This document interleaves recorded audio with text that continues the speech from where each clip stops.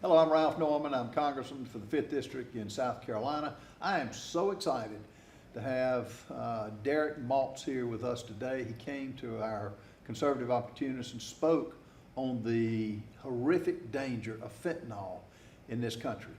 And Derek, I want you to introduce yourself. He's got a fantastic background, but I'd like for you just to give us a brief introduction of yourself. Thank you, Congressman. Derek Maltz. I am a retired executive from the Drug Enforcement Administration, and I was fortunate enough to run the DEA Special Operations Division the last 10 years of my career. I also ran the largest and oldest drug task force in America, the same position my father had for 11 years. So we had a long 28-year career in the DEA, and now I'm working every day to spread the awareness to the American public about this crisis we have that's killing our future generation like we've never seen in the history of the country. So, what I'd like to start off by telling you is that before we begin, it's got to be really clear that this is not a red or a blue issue. What we're going to talk about is a red, white, and blue issue. It impacts all American communities all over this country. It doesn't matter what your economic background is, it doesn't matter what your race, your color, it's impacting families every day of the week. So thank you for following up. It's very unusual for me to have a congressman that follows up after a breakfast on this topic. So I really appreciate that. And the families appreciate it as well. When I worked in the DEA Special Operations Division, I had really good optics because we had 30 agencies synchronizing efforts around the globe. And I had optics of the Mexican cartels and the expansion of the drug cartels over the years. Like I said, I worked 28 years. I was put in this position. There were 9 agencies after 9/11. I grew it to 30 agencies because the U.S. government had to work better, had to work closer together. During my time, I worked with the current DEA Special Agent in charge, Rob Murphy in Atlanta. He covers your area. So the cartels are utilizing the East Coast. Atlanta is the hub of their operations. And it's going right through South Carolina, North Carolina, Georgia, and this is every day of the week, collecting money and pushing out poison. So when we were at the SOD operation, we helped synchronize the efforts to capture Chapo Guzman, the leader of the Sinaloa cartel. We also helped expose a lot of the corruption that we're seeing now in Central America with the former president of Honduras, who's now in jail in America for getting involved with a massive drug conspiracy with the cartels. His brother, Tony Hernandez, a congressman from Honduras, in jail, serving many years for 185 ton conspiracy for cocaine. We also exposed Hezbollah's global role with the drug cartels. I mean, they're involved with cocaine and money laundering around the world so they could support their global terrorist organizations. But one of the things that really caught my attention at the time is this ongoing effort of the Chinese transnational criminals in the drug crisis that we face today. Last summer, I participated here in the Beltway at a rally in front of the Chinese embassy with families from about 40 states around the country. Unfortunately, it was 4 days after the Afghanistan debacle, so we didn't get the proper news coverage. But the families wanted to get the attention in this country that China was working with the Mexican cartels to destroy our kids. This poisoning that we're seeing all over the country, this is not anything like we've ever seen before. This is not a drug crisis. It's a mass poisoning crisis. It's an attack against our country. So let me go on to some things. Actually, at my last visit to Congress, a congressional conference I participated in, Congressman McCall said something that I picked up on. This is a great foreign policy for China to sell fentanyl in America. And it's obvious why. They're destabilizing our country. So I'm going to first talk to you a little bit about the evolution of this crisis. It's really important to understand this. Back in around 2008, 2009, we saw Chinese lab operators pushing poisonous synthetic drugs into our country known as K2 spice, and we had no idea what it was. But we had emergency room admissions going through the roof. We had poison control center calls going through the roof. We had families wondering what their kids were smoking. They had these fancy little packages, Scooby-Doo snacks, and all of this stuff that was attractive to the kids. Well, we didn't understand why China was involved with this process at the time. Well, going back before that, 2 years before that, in 2006, we had a fentanyl lab identified in Mexico that was sending fentanyl to America, to the Midwest, and it was killing people in the Midwest. We didn't know what that was about. But fortunately, the DEA worked with the Mexican counterparts, shut it down. Then around 2010, 2011, we started these full-blown operations going after these synthetic drug operations out of China. Like I said, it was new to me, and I ran the operation. 2012, we started seeing deaths by fentanyl in the northeast, in the southeast of the country. No idea. Like, I didn't know fentanyl was in the streets like it was. So we started getting really concerned. We produced this threat overview back in 2014. We briefed Eric Holder, the former Attorney General. We started an operation called Operation Deadly Merchant because we were very concerned that the Mexican cartels, the Dominican traffickers were working with the Chinese transnational criminals, and our kids were dying, and they were dying suddenly. So we watched this evolve, and I want to make something really clear. The Mexican cartels are the enemy of our children. They are destroying our future generations. So this is a very serious topic. They're killing more Americans than any other terrorist organization in the history of this country.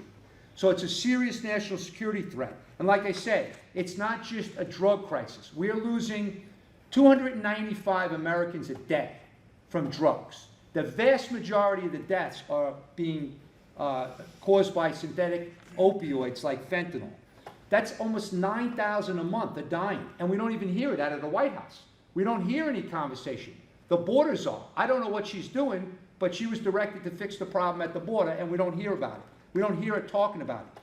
The social media companies are enhancing the ability for these young kids, as young as 13 years old, to buy this poison right in their bedrooms. Parents are finding their kids dead all over the country. As you know, I make these books with the families, and we have all these photos of these beautiful young kids. Many of them are 13, 14, 15 years old. So the parents are wanting to know why they don't know about fentanyl.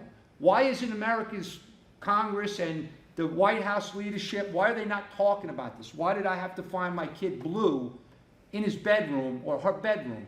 So it's unacceptable. So bottom line is right now, as you probably know, it is starting to get more attention. There is a resolution, Lauren Boebert from Colorado and Tim Ryan, bipartisan resolution to support the families against fentanyl and declare fentanyl a weapon of mass destruction. That's how serious this is. I mean, I actually routinely on national news and in Congress in my meetings just call it a chemical weapon attack, because that's what it is. We've never seen chemicals that are made in labs around the world killing our kids. This is serious stuff. Right now, Congressman, there's a frightening trend going on. The administrator of DEA had a public event in April, and she alerted the law enforcement community around the country what they called at the time mass overdoses. They no longer call them mass overdoses because they're not overdoses. They're mass poisonings. That's what's going on. So as an example, I'm just going to run off a couple of these examples for you. Just recently, okay, we had 9 dead in Gadsden County up by Tallahassee, Florida, over the 4th of July weekend. The community is shocked. They have no idea what hit them, okay? 9. We had in late June in North Carolina 5 overdoses at the Tryon Equestrian Center. Allegedly, one of those overdoses were because of a lollipop laced with fentanyl. We had 1 dead, 4 hospitalized in a hotel in Grand Rapids, Michigan. We had 9 overdoses in St. Paul, Minnesota recently. Will County coroner on national news, 24-hour period, June 5th and June 6th, they had 10 dead, okay, in Will County, Illinois. And then later in the week, there was 3 more dead, okay? I think they lost about 16 in the month of June. El Paso, Texas, 9 overdoses. The DEA had to do a big warning. The administrator now is proactively of the DEA pushing out warnings as these mass overdoses, fentanyl poisonings as we call them, are happening all over the country. Just this week, we had Monterey, California, they put out a warning because they had fentanyl that had pink and white coloring dye in it. It's almost like the Mexican cartels now are implementing this strategic, creative, and deceptive marketing campaign to go after the kids. That's why in May, we had a beautiful young girl, 21 years old, pre-med student, who died during finals week because she took what she thought was Adderall, and it was fentanyl. Killed her almost instantly. right? So basically, we have this happening all over the country. Not to mention the seizures we're having. Colorado just announced a couple weeks ago, 114 pounds seized on the highway. Remember, it only takes 2 milligrams to kill a person. One sweet and low packet is 1 gram. If that was fentanyl, it could potentially kill 500 people. So you don't need a lot of this stuff. It is a weapon of mass destruction. So you look at just little trends like in Montana, the tribal leaders had to declare a state of emergency in March because there's so many deaths, okay? And they said that they're seeing the indigenous population dying twice the rate as white people. So again, it's not a red or blue issue. It's impacting all Americans. In San Diego, the medical examiners, they can't even keep up with the dead bodies. They're backlogged, so they can't even do the murder investigation. So the parents are all upset because they want to see justice for their kids that were poisoned. All right? So a couple more things I want to go over. Important. The DEA administrator revealed that the DEA alone last year seized over 20 million of these pills. That's enough, along with the 15,000 pounds of fentanyl, to kill every American. Okay, that's just one agency working with their counterparts. In Phoenix, Arizona, last year, they seized over 12 million of these fake pills. The DEA lab has revealed that about 40% of the pills have a potentially lethal dose of fentanyl. So these kids, they're playing Russian roulette, but they have no idea. Kids are supposed to learn from mistakes, not die from mistakes. We all made mistakes, but we had second chances. The kids today are not getting second chances because these filthy, dirty labs in Mexico are polluting and poisoning our future generation, okay? So the other thing I want you to know is that we talk a lot about fentanyl, but methamphetamine is also being produced at record levels in Mexico. We had a seizure this past week in California, 5,000 pounds. In November, we had a seizure of 17,500 pounds. By the way, the CBP reports, the Customs and Border Protection on the southwest border, reported last year they seized over 11,000 pounds of fentanyl and 190,000 pounds of methamphetamine. Our country is being devastated with the illicit drug supply, and the White House is silent. I don't understand it. The families don't understand it. Right now, the Border Patrol, these brave men and women, instead of doing border security, they're doing migrant processing, they're doing babysitting, right? They're taking care of these kids, they're jumping in the rivers and saving people. But the bad guys, the cartels, they control everything going on the border. They're making billions of dollars and business is booming. And the Chinese transnational criminals are also now doing all the money laundering for the cartels. So we have China and we have Mexico dominating the drug crisis, and our White House is silent. Don't understand it. Oh, I don't want to make this political, but when you're in charge, you got to take leadership of the issue. And I know you're taking leadership because I'm here now talking to you about this. This is really important for the folks in South Carolina. So right now, I don't understand. Personally, I worked in government my whole life. My father was in the government his whole life. My brother died in Afghanistan, so we're public servants. I don't understand how our DHS secretary could get in front of the congressional committee and tell anyone that they have operational control of the border. When we see what's happening to our communities, we see the crime, we see the drugs, we see the deaths from the poison coming right from these labs in Mexico, and the cartels and the corrupt government officials in Mexico and Central America and the Chinese criminals, they're all winning. But our families are losing. So again, I could speak all day long. I brought some material I was going to show you just as an example, like the national news talking about the high toll of fentanyl, right? People magazine finally talking about the faces of fentanyl, the epidemic. The families are trying to fight to save lives, and I'm with them every day because our leaders in government are not stepping up to the plate. And thank you once again for doing what you're doing because the families need help, okay? This is the one example of the seizure I talked about in Colorado, 114 pounds. This is another seizure. Look at this, 166,000 of these pills in the spare tires. One 20-year-old lady, okay? Here's the other seizure they made July 6th, Colorado, 200,000 of these pills, okay? Here's what I was referring to before I spoke this week on national news 40,000 pills in a battery. Look at this one. This is creative smuggling here. 10,000 fentanyl pills found in a body-shaping garment worn by a woman coming into the country, okay? Here's your state. In the taco truck, the family business selling fentanyl, meth, cocaine, marijuana right on the streets. Fortunately, the police did a great job and took them down. But this is happening. This is another story that's going on in America. These guys were locked up with 150,000 pills in Tulare County out in California. They were released because these soft on crime left policies are allowing these murderers out on the street. And now they have bail hearings and they have other hearings. They probably will never show up. I heard there was a warrant issued for them. Here's how I started my awareness with the families. Joe Dean, 23-year-old kid who died in Connecticut. His mother had to raise some money with her brother, started Demand Zero nonprofit just to put billboards up because no one in the community even knew about this fentanyl. Okay, this is April Babcock. She started Lost Voices of Fentanyl, which is all these beautiful collages. This is April and I at a cemetery recently doing a film, a documentary, because they're trying to bring awareness to the problem. This is beautiful, this beautiful girl here, Tiffany. I was helping get the mother, Virginia Krieger, who's April's partner, on national news because they're devastated. Nobody's talking about this. Look at that beautiful girl. She wasn't a drug addict. She had back pain, and a friend said, hey, try this pill, because she couldn't get medicine, okay?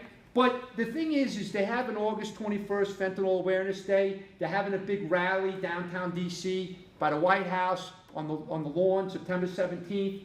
But the focus has to be on the cartels in China. So when you look at 107,000 deaths last year, look at Afghanistan and the wars in Iraq and Afghanistan and 9/11, 10,000 dead. 107,000 last year alone, okay? I already talked about that. But that's the lab in Mexico I was telling you about. It's all about the money. But this is very important because this book just came out and I highly recommend it to anyone in America. America Cartel. Because the corporate cartels in this country, okay, dumped 100 billion opioid pills into this country in a 9-year period. So the book is going to tell the inside story on how that happened and why that happened. It was released yesterday. So once the population started getting addicted to these poisonous opioid pills, then the cartel stepped in and took advantage. They started pushing initially very pure white heroin to the streets of America in these little $10 bags. And young kids coming out of the suburban areas started snorting this stuff. And they got so addicted to it, it created the perfect storm of addiction because now they needed that opioid high. But then China started getting involved and started exporting mass amounts of fentanyl to America, mass amount of chemicals to make fentanyl to Mexico, okay? They were using our mail services at first, then President Trump came in, put a lot of pressure on them. They started, watching it a little bit more. Now they're using the cartels as a proxy to do the dirty work to destabilize America. That's why you're not hearing as much about China sending the fentanyl directly to America. They're sending the chemicals to Mexico. Derek, you mentioned destabilize. What we're doing, and you said it rightly, with every child that's in this picture, he doesn't get a second chance. You destroy our youth, you destroy our country. Exactly. And who's going to be the future military? The doctors, the lawyers, the bus drivers, the teachers. We have a void. Two things. If you could, with your background, if you could wave a magic wand, had the power, what would you first do to stop what's happening all across this country? Number one, and most important, because we neglected the education to the kids. The kids are not watching the mainstream media. They're not watching Fox News and Newsmax and conservative stations. We have to have a social media blitz, and we have to get celebrities, professional athletes. We have to have, public service announcements with these role models for the kids. And we have to make sure everyone in America understands that we're being poisoned to death. That's number one, and that has to be done with a sense of urgency. We can't just keep talking about it like they do in this town. We have to act on it, and we have to hold people accountable to implement these programs. That's number one. Then we have to look at these poisonous chemical weapon labs in Mexico, and we have to get the Mexican leadership on board, and we have to go destroy those labs. If they don't get on board, then we have to do what President Trump was going to do, and we have to use sophisticated technology that we have access to and destroy those fentanyl processing labs. Which means we shut the border off. And we have to secure the border, of course, because the cartels right now have the ability to not only send the poisonous drugs to the country, but they bring the money back, they bring the weapons back over the border, and the cartels control everything that crosses the border. If we continue building that wall and we force all of the traffic through the ports of entry, we can put the best and brightest in those areas, get the technology, the sensors, and the sophisticated equipment that they need to start detecting more and more of these drugs. But what a lot of people forget is the cartels send their operatives over in between the ports of entry to get here to do their business. Okay, I was talking to my buddies in the DEA when they set up these meth conversion labs. It's all illegals that run these things in our country.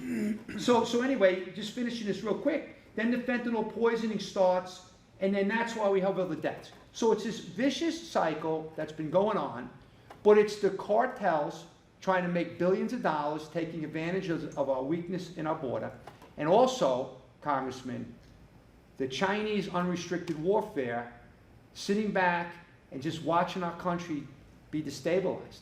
We're a big adversary to China. So this is a great policy for them. So it's real simple. This is the mass warnings we talked about already. Just to go through like one after another, we already talked about them, but I want you to know like this is going to continue because the drugs are here. You saw some of the seizures, right? It's happening. Look at this horror story. This was down in Georgia. 15-month-old baby dead because the babysitter brings the fentanyl into the house and the kid gets exposed. Here's another story. Parents arrested because the toddler's dead from fentanyl poisoning. Okay? What about in New Haven, Connecticut, or Hartford, Connecticut? The middle school became a hazmat scene because the kid brought 40 bags of fentanyl into the school, 13-year-old. He died, and then when he went to his house, he had 100 bags of fentanyl at his house. America's schools, How many? 100 bags were reported at his house. Our schools should not be hazmat scenes, okay? This is the real footage out there. And then we talked about the medical examiner. The Families Against Fentanyl are the ones that revealed that fentanyl is the #1 cause of death for kids between the ages of 18 and 45. That wasn't the CDC. They're not doing their job, and they're not being held accountable because they should be providing these statistics timely, just like the COVID statistics.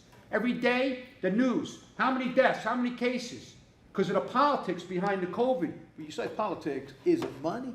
How they, like you mentioned the sentencing of when they capture those bringing the drugs in, they're out on the street the next day. Is it money getting to these politicians and judges? What's your take? Well, my opinion is it's just the soft on crime policies. There are many people in this country that feel that we should be, giving hugs for thugs. My philosophy is we got to keep the thugs, the bugs, and the drugs out of this country and protect the kids.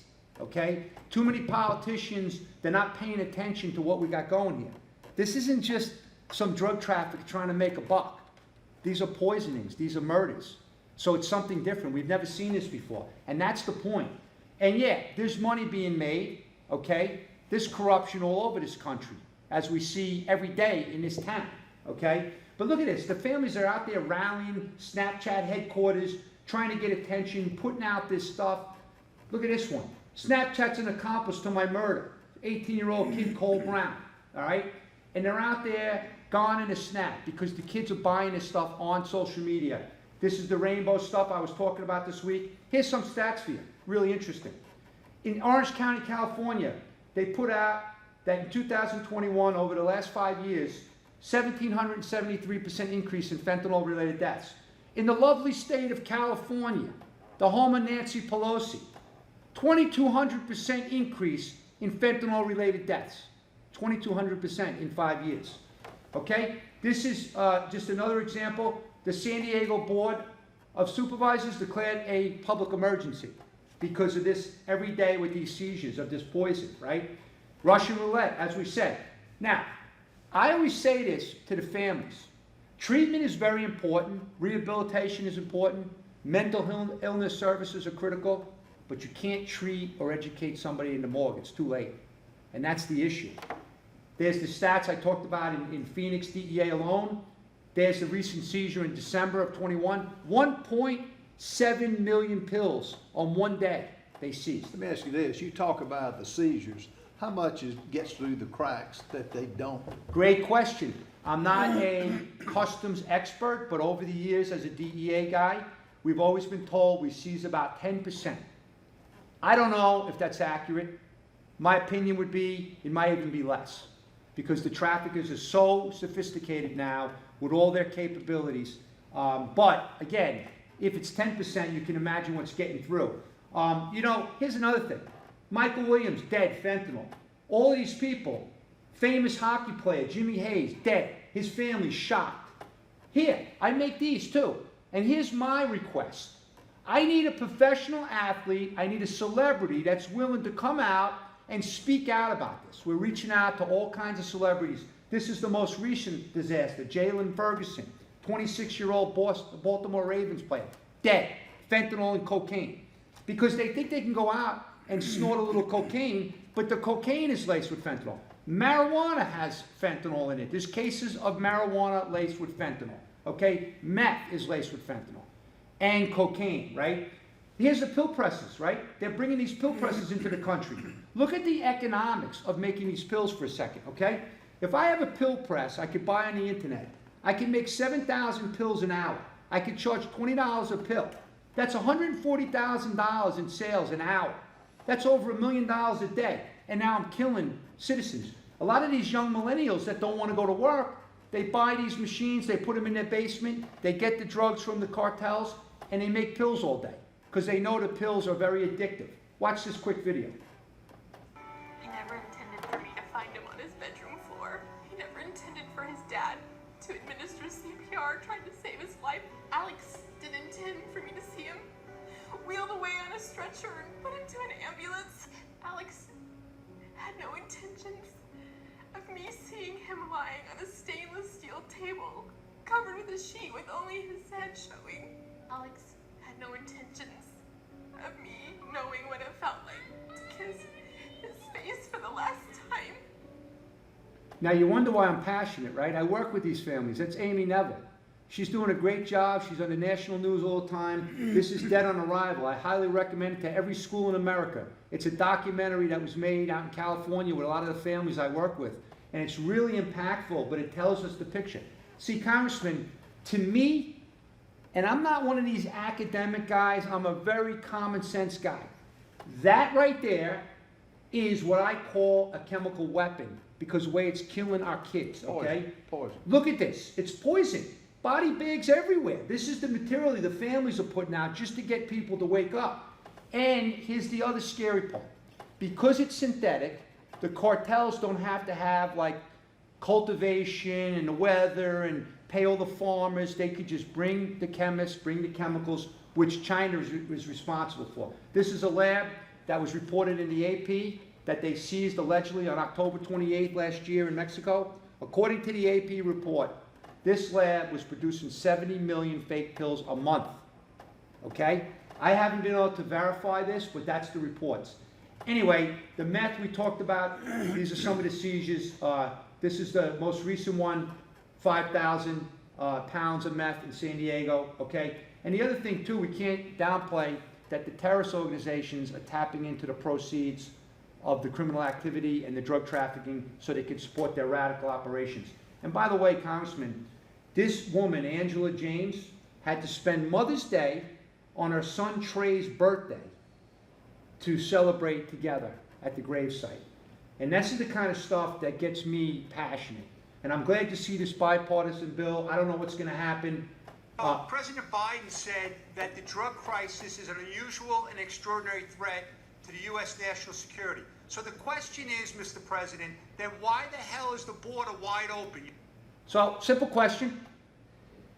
If he himself does a speech in December to say what a national security threat, unusual crisis, then why the hell is that border wide open? And where is Kamala Harris been to talk about the plans to do something about this?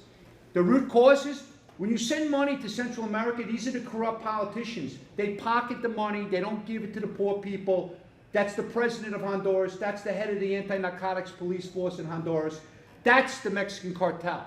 They're not a drug trafficking organization. Watch this, Congressman. These are the drones that they're dropping on their adversaries with C4 explosives. What happens if tomorrow they do this on our border and we lose all these border patrol? What's the Congress and what's America going to say then? We know this is happening. It's all on YouTube. It's all out there. These are drone bombs. They had 9,000 drones come into our country already. When I went to the briefing in April with the Border Patrol in Rio Grande Valley in Texas, I couldn't believe it. They already had 9,000 drones into our country doing surveillance on our people. And they can't even shoot them down. Let me ask you this. One of the things that should be done, as well as get this information out, which we're going to do on the mail-outs, but why isn't law enforcement seeing the threats that they're facing? And I've talked to agents in my hometown. They say fentanyl is it's a poison that's killing untold people. Don't we need to get law enforcement active, getting their voice back on this? Law enforcement is doing a great job across the country, despite the lack of support, despite the defund police movement, despite the border processing and migrant care on the border. They're out there every day saving lives. But I will tell you, the DEA, as an example, they had their first ever family summit. They brought all the families into Washington, D.C. They let them, tell their stories. They had, 2 days of collaboration and networking. They were also involved with a lot of social media campaigns. One pill can kill. So the DEA, as an example, is taking really good leadership on this issue. State and local leaders, Sheriff's Association, major chiefs, they're all out there doing the best that they can. But they're under attack every day. So it's very difficult. They're losing the best and brightest investigators that we have in law enforcement in the country. They're all bailing out of the law enforcement profession because they don't feel the love. They don't feel the support. And that's just the reality. I have friends all over the place that can't wait to get out. One last story I want to share with you, because this one is super touching. So this young kid from Long Island, okay, I met the uncle at the border when I was down at the Texas border. So the uncle was involved with the construction project, so he put the name of his nephew on one of the border panels, right? Alexander Pace. He died January 21. And then he put the particular panel as part of the Texas wall that Governor Abbott is putting up down there because our federal government is failing the country with the lack of security at the border. You know what was a disgrace for me personally, and I cannot believe it to this day? I went down to Arizona last summer, and I was so impressed by the wall. But what I didn't realize is that they stopped the wall, we all knew that, but all the sensors and the cameras that are critical to this whole program of border security, they stopped that too. So the wall alone is useless because they can cut holes in the wall, they can climb over the wall, but with all the other components of the border security, I was just so depressed and disappointed that that actually happened. And it's really sad because we are being invaded, the country's under attack, and unfortunately, we have our hands full trying to save lives. I just want to thank you for what you're doing. You can tell the passion, you got the background. Anything that we need to do in Congress, this administration is tone deaf to it. The words don't match the actions. And as you said, these children don't have a second chance. You can't undo a death. And so I just appreciate your passion for it. The news media should be reporting the number of deaths daily, but it's crickets. You don't hear anything. Right, and not only that, Congressman, but the other problem is they don't have enough resources to keep up with the deaths. So a lot of the death numbers are lagging behind many, many months. Some of these counties and areas, they don't have enough in the medical examiner's office. So there's no consistency in the reporting. We have, some are declared as opioid overdoses. Some are declared as synthetic opioids. Some are declared as fentanyl. So there's no consistency. That's why the Families Against Fentanyl just wrote letters to CDC director and others in the government to ask for more consistency and more engagement on the issue. But it's a shame that the families who lost their kids have to be working so hard to get the proper attention and resources to the problem. So thank you. Well, thank you for your staying in the fight. We're going to do it too, and it's we can't quit. Our young people are at stake. This is an all-out assault. Exactly. So thank you for what you're doing, and keep doing what you're doing. Thank you, sir. God bless you.